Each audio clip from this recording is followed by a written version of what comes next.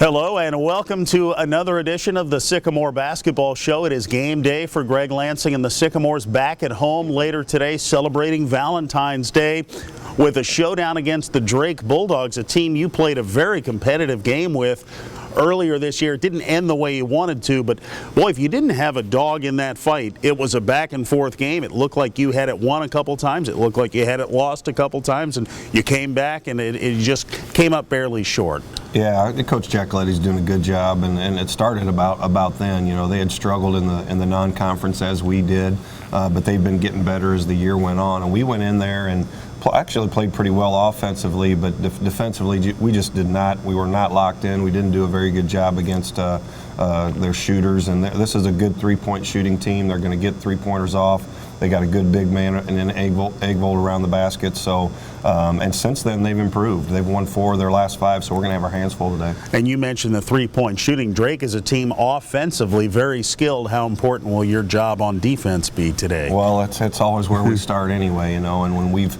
played well, we've defended at a pretty high level and not given up second shots. And when we've got beat, teams have executed pretty well against us, and we didn't do our job like we need to, but other teams, you know, when you're playing good teams like a Drake with good offensive weapons, you have to be on every possession, and we're going to have to do a better job today.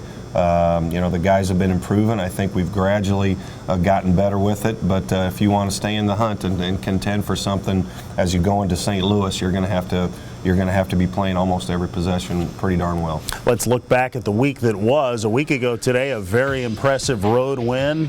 All road wins are good wins, but boy, your team comes out of the gate against Loyola, and it feels like you blink and you're up 29-12.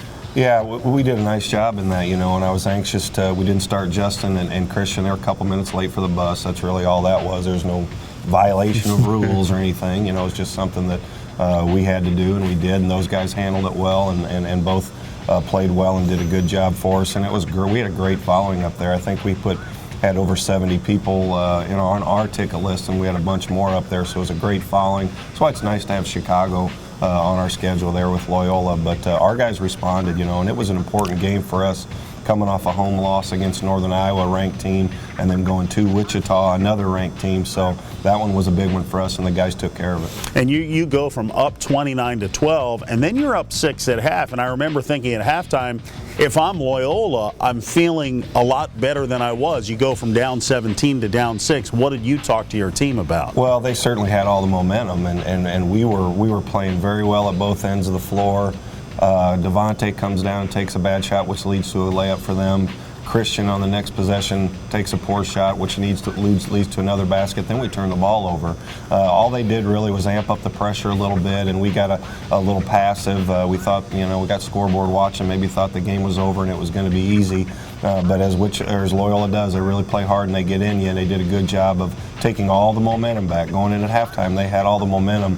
So for our guys to come out in the second half, try to calm them down a little bit in the second half, and you know we have to be the aggressor, and we were more of that in the second half, and it showed. Big scoring performances from Devontae Brown and Brenton Scott in that game, both over 20. Yeah, I mean Devontae doesn't score in the first half and gets 22 in the second, and he took the game upon his shoulders a little bit, as he does at times, and they couldn't keep him in front. We changed up what we were doing a little bit. We felt like with our ball screening in the first half, we were getting in his way and getting in other guys' way. So we spaced it up a little bit and tried to move the ball and give them lanes to drive. We got to the rim a lot, got to the free throw line, and Brenton, you know, as Brenton has been doing pretty consistently at the offensive end, being pretty effective for us. We got to keep getting him where we need him to be on that defensive end, but he's always a threat offensively. You know, you talk about the subtle adjustments that you make for Devontae like that. You've coached Devontae for 3 years. You've coached this team now for several months. How much easier is it for you as a coach knowing these guys and knowing when to make a subtle move like that with Devontae? Well, a lot goes with the game flow, and a lot goes with how defenses are playing us. You know, we'll get a lot of different ways that people try to guard us. Obviously, they gear towards what Devontae's doing. They know he can drive, and he shot well from the three-point line, so they have to guard him in and out. So they give him a lot of attention, and it's just something you go through in your game prep. You see, most teams are going to do what they try to do normally. But then when you get in, you say, oh, they're guarding the ball screen this way. Okay, So you just change as you go along, and obviously you got a great staff, and throughout the game we talk about things and how we're going to attack, and to have the ball in Devontae's hands is a pretty good feeling. There's no question. But sometimes you got to adjust. And I know you do some scoreboard watching and looking at the scores. You might not look at the standings, but that's a day you go to Loyola and get a win.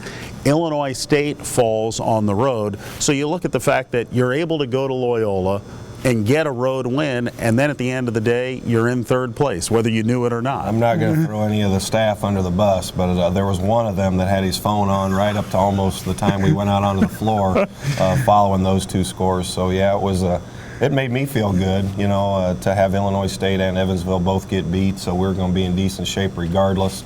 But you don't normally do that, but we do that sometimes, and that helped us out, and then we got our win. We took care of business ourselves. And of course, then the game at Wichita State. Your focus. You go 12 games. The scheduling quirk of the Missouri Valley. It's almost like I forgot Wichita was in the league. We played 12 games without having to play them. Now you get them 2 out of the last 6. Talk about the preparation for Wichita. Well, I wish we could have just wiped them off until maybe St. Louis, and do that.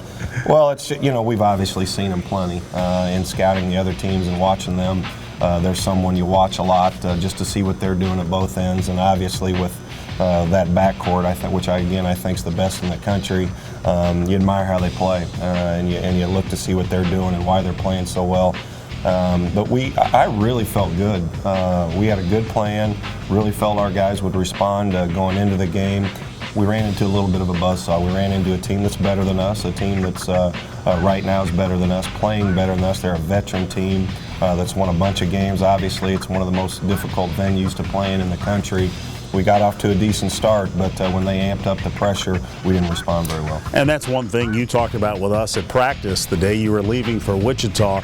We cannot allow them to go on the runs for the scoreboard, yes, but also for the crowd. And you're up 12-8, like you said, off to a good start, and they just took over. Yeah, we're actually even up 14-10 and didn't score for, I think, what, 6 or so minutes without even a field goal. But Wichita has always been and it's like us too. We're really good and dynamic in transition. So is Wichita.